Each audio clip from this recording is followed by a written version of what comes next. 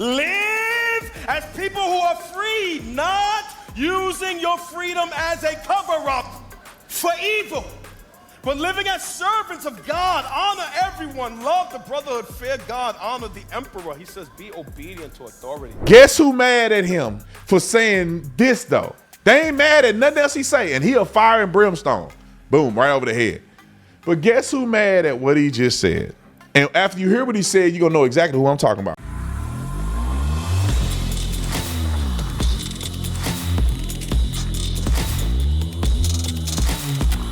The closest abortion center is now your mailbox. It's a tragic reality that today alone, 3,000 teen girls and women in America will have an abortion, and nearly 70% of them will happen at home, in bathrooms, in dorm rooms, through the chemical abortion pill. Even in states with restrictions, these pills are still being delivered. No ultrasound, no medical oversight, no counseling. Women are being left to perform their own abortions, alone, in silence, and they're calling this healthcare. Some even are stocking up just in case they face an unplanned pregnancy. That's not care, that's abandonment. And that's why I'm proud to partner with and support Save the Storks. Their mobile medical clinic meets women right where they are and offers compassion, life-affirming care, ultrasounds, medical guidance, and the truth. I want you to know this and keep this fact in mind. 3 out of every 4 women who board a stork bus and see their baby on the ultrasound chooses life. Visit SaveTheStorks.com/Tatum and be a part of the solution. That's SaveTheStorks.com/Tatum. I love talking about Jesus. This is going to be fun. So Pastor Philip Mitchell. Now, let me say this. This man is not my cup of tea. I'm old school pastor. I'm Pentecostal apostolic preacher, Church of God in Christ preachers.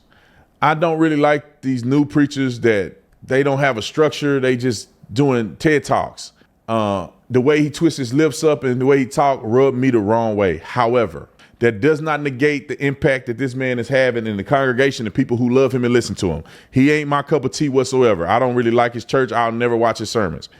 I have watched them, but I don't really like him, so I won't watch him again. But I will say that I can't deny that people do like him and they feel impacted by the things he say. I cannot lie that the things that he say are true. When I hear the things he say about the Bible, other than like 1 or 2 things that I heard him say, 99.9% of the times I've heard his clips, it's been true.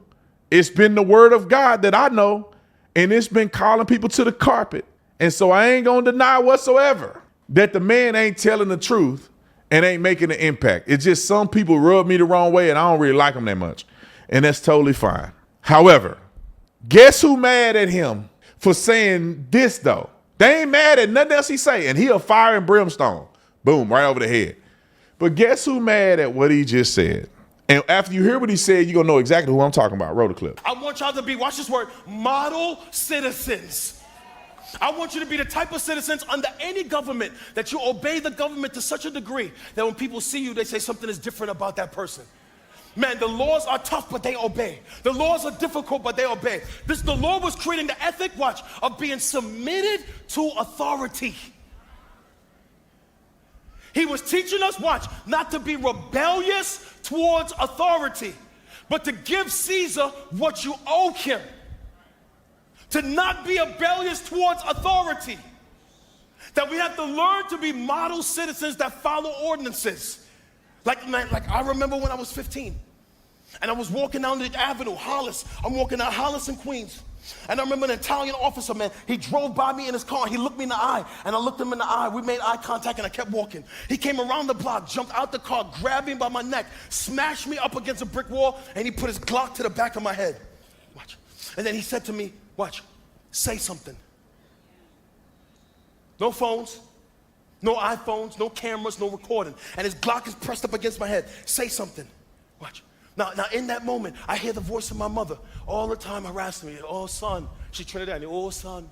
Obey the Holy Spirit. Oh, son. Obey God. Oh, son. Obey authority. Oh, son. Obey the cops. Oh, son. Stop getting in trouble with the police. Oh, son. Obey your elders. Obey your elders. Obey authority. My mother and father constantly trying to teach me to obey authority. And in that moment, I hear her voice.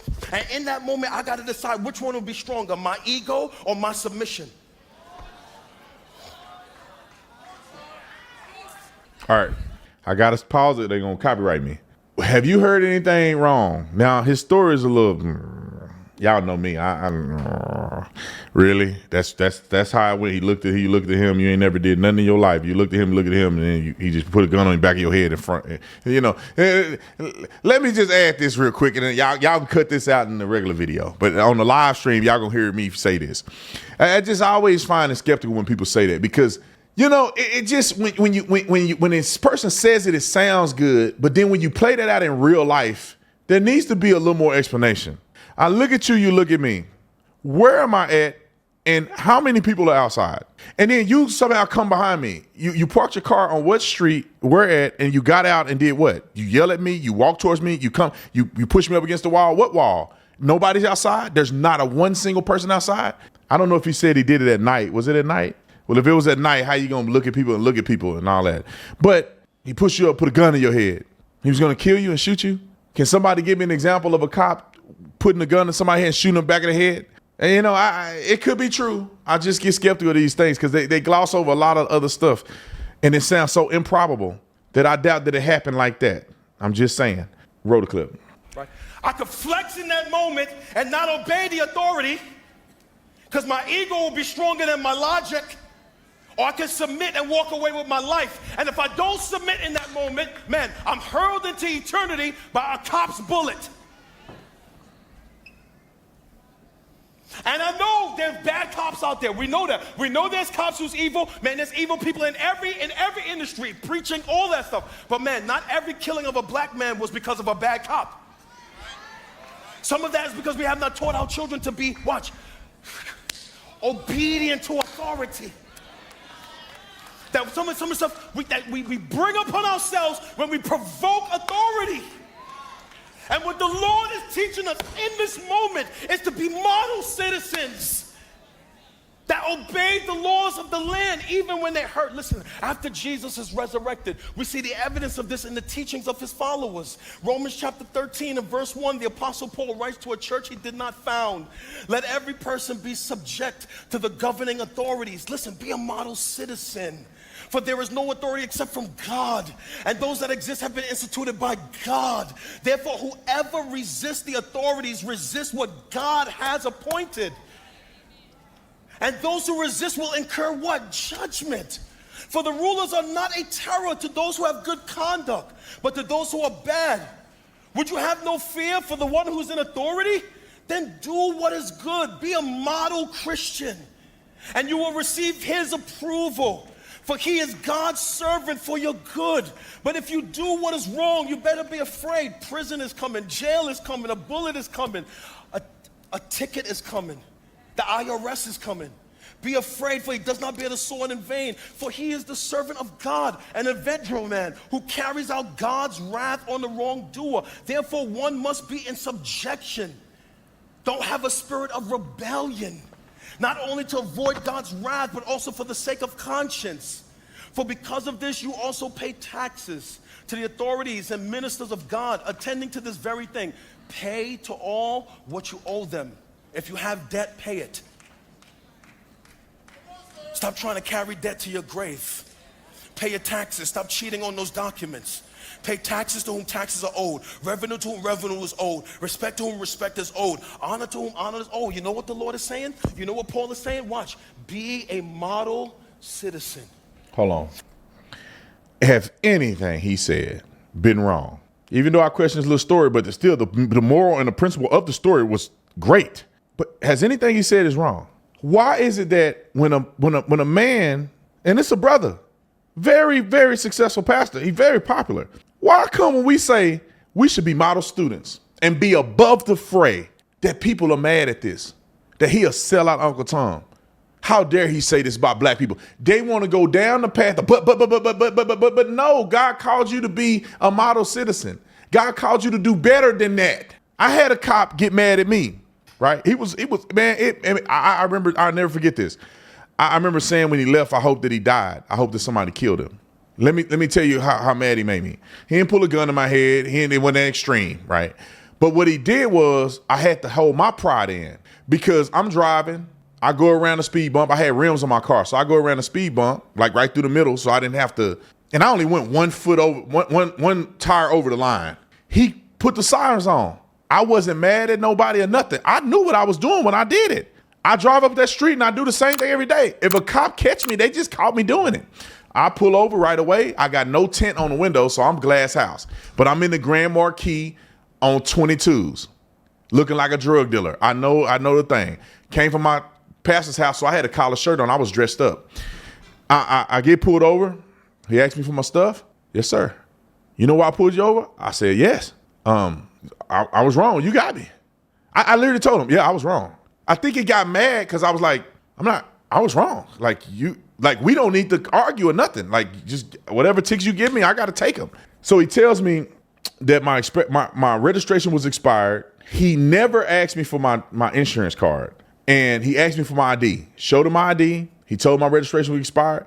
I gave him a simple explanation. I said, yes, sir, I know. I got pulled over 2 days ago about it. My dad pays for my registration in Texas because obviously I'm a resident in Texas. And I said, I told him after I got pulled over the first time, and he said he's trying to take care of it. And I said, my dad's a very busy man, and so that's probably why he hadn't done it yet, but he's going to do it. The guy said, get out of the car. I get out of the car. He say, you got a expired registration in a foreign state. That means if your registration is expired out of state, it's a crime in Arizona. I said, I didn't know. I'm sorry. Like, I was like, okay, I don't know what's going on here. And he go, well, you want me to arrest you? And I'm like, in my mind, I'm like, bro, I don't know what you're supposed to be doing. You do what you need to do, and what we gonna do here? I don't know if you're supposed to arrest me or not, man. What is this, trivia? I didn't say that, but I was thinking it in my mind. So he was really, really rude to me, man. He was just talking all crazy to me. I'll arrest you. I'll take you to jail. And I'm just like, why is this dude getting so amped on me? Like, I literally said, you got me, whatever I did. He literally asked me why I didn't have registration. I said, because my dad pays for it, and he told me he was going to pay for it. I'm a college student, and so he did all that. He arrested me. He didn't put me in handcuffs, but you can paper arrest, which means that you promised to appear in court. So I was arrested. And then he gave me a ticket for driving on the wrong side of the road, not crossing the double lines. That's 2 different citations.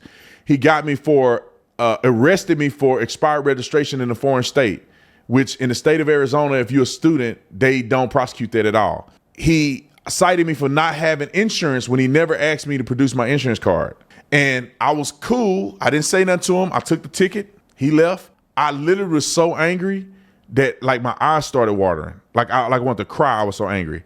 And I remember saying in the car, I hope he run into somebody that ain't got nothing to lose, or they'll just kill him and beat him up over how he was just being so disrespectful. And I remember on the Tucson Police Department, when I actually got hired, I said, I'm gonna go find that cop and I'm gonna let him know how rude he was to me and what a shame he should be to himself.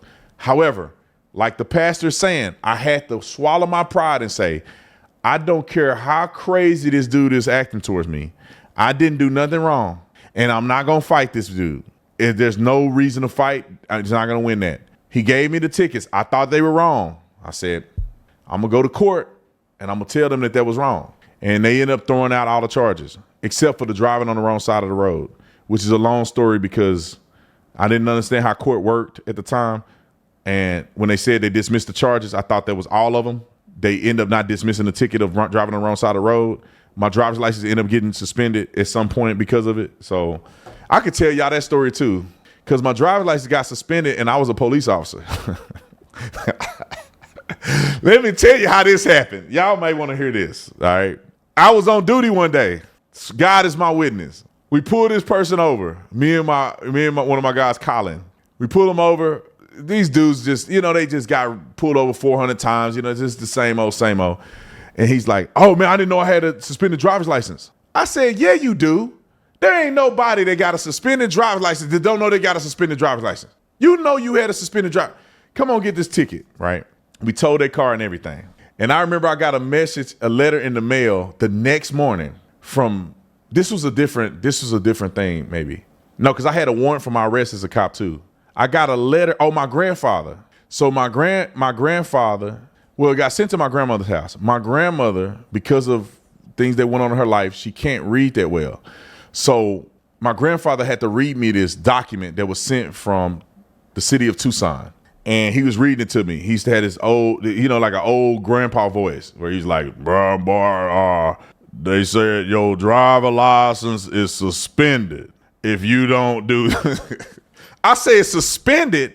I'm a cop. I work for the city of Tucson. How is my driver's license suspended? So my dad ended up helping me pay for it, but I ended up getting my driver's license fixed because it was not. I didn't know my driver's license was suspended or was about to be suspended. I don't know if it was actively suspended, but they warned me it would be suspended.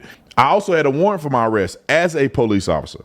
I remember my dad called me one day. He said, "Brandon, you got some letter from Denton, the Denton County Sheriff or whatever, Denton County Police or something like that." I said, "Oh, I thought they were trying to recruit me." I said, "Oh, yeah, they want me to work for them now, huh?" Right? He opened that thing up and said, "You got a warrant for your arrest." No, he wanted me to call the deputy. So I called him. He said, "You got a warrant for your arrest out of Denton County." I said, "What? How?" I went through a background check. I'm a cop, been a cop for like 2 years now. I got a warrant for my arrest. What do you mean? Come to find out, I was taking my little brother to college at Baylor University, and we're going to Denton, and I'm flying. I had dropped him off, and I'm flying, right? I'm going over the speed limit. I know I am. You can't catch me driving under the speed limit. So I'm going over the speed limit, and the cop is pulling somebody over on the side of the road, and I ain't got no seatbelt on. This is when I was stupid, and I wasn't a cop, so I didn't wear a seatbelt. So I'm riding. I look at the cop. He see me. I see him. And I'm just driving, right? He on a traffic stop. I say, "Ain't no way. Let me put the seatbelt on. I'm tripping." Tell me why. By the time I put the seatbelt on and I look in my rearview mirror, there's a cop probably going about 160 miles per hour. And I'm like, ain't no way he coming for me. I'm just driving in. I'm in the middle lane. I say, ain't no way he coming for me. Ain't no way. He came up behind me. I got over. I say, ain't no way he getting over me. No, I was in a fast lane. I got over to one lane. He got over behind me. I say, ain't no way it's me. I got over again. I say, it's no way he pulling me over. Then he hit the horn. I'm like, he pulling me over. That cop from way back there pulled me over. And when he got to me, I had my seatbelt on. He said, "You were driving without a seatbelt?" I said, "I know. I'm sorry." This cop told me, I don't know if he was a rookie or he lied to me. He said, "It's only a $20 ticket. So don't, it's not a big deal. I'm going to give you the seatbelt ticket. It's $20. You can do whatever. What I said in my mind, $20, I don't live in Denton. I ain't never coming back to Denton. I ain't never going to pay that. Come to find out, it was $200 ticket for that seatbelt. And I said I wasn't going to pay it, and it turned into a warrant 2 years later, which is when I became a cop, or 3 years later, while I was a cop. And so I had to tell my sergeant, I got a warrant for my arrest, and I had to pay a $500 fine to get rid of that warrant. I said all this. I forgot why I said it, but I thought it would be entertaining for y'all to know this. And we finished with the pastor. We just got one more minute left of what the pastor said. But long story short is that I had to take the responsibility, like Pastor is saying, of listening to what Christ has told you to do in your character and behavior and not get out of line and fight these cops because you don't like how they act. Roll the clip. He is establishing for us this truth, that you are citizens of a nation and citizens of heaven. And while we are citizens of a nation, I want you to be model citizens. Pay your taxes, obey authority. Don't have a rebellious spirit towards authority. Teach your children to be obedient towards authority. Man, 1 Peter, I'm just quoting the scriptures to you. 1 Peter chapter 2. We see this in the evidence of Peter, verse 13. Be subject to the Lord's sake for every human institution, whether it be the emperor as supreme or the governors are sent by him to punish those who do evil, to praise those who do good. For this is the will of God. By doing good, you should put to silence ignorance for foolish people. I'm quoting the Bible to you. Live as people who are free, not using your freedom as a cover-up for evil, but living as servants of God. Honor everyone, love the brotherhood, fear God, honor the emperor. He says, be obedient to authority. Is there a time when you should not obey authority? Yes. I don't got time to read it. You can go read it for yourself. It's in Acts chapter 4. You can go read Acts chapter 4. Peter and John goes up to the temple. They pray to heal a man. The Pharisees see the man heal. They convert to themselves, what are we going to do? If everybody see this man healed, they're going to believe the preacher. They call Peter and John and says, listen, stop preaching in the name of Jesus. They say back to him, whether it's good for us to obey you or not, we don't know, but we cannot stop preaching the name of Jesus. So when do we disobey authority? We disobey authority when the laws of the land, watch, cause us to disobey God. Not one thing he said I disagree with. Not one thing. I think I like him a little better after watching this. But not one thing he said I disagree with. I don't like some of his theology. That's the only thing. I'll leave that for another time. It just turned me off with some people when I hear what they believe. I'm like, I can't believe this person believes this. But regardless, what that man said was 2,000% correct. No matter if you white, black, green, or orange, gay, straight, I don't know, poor, rich. My life has been so much more pleasurable that I obey authority, and I know how to treat people.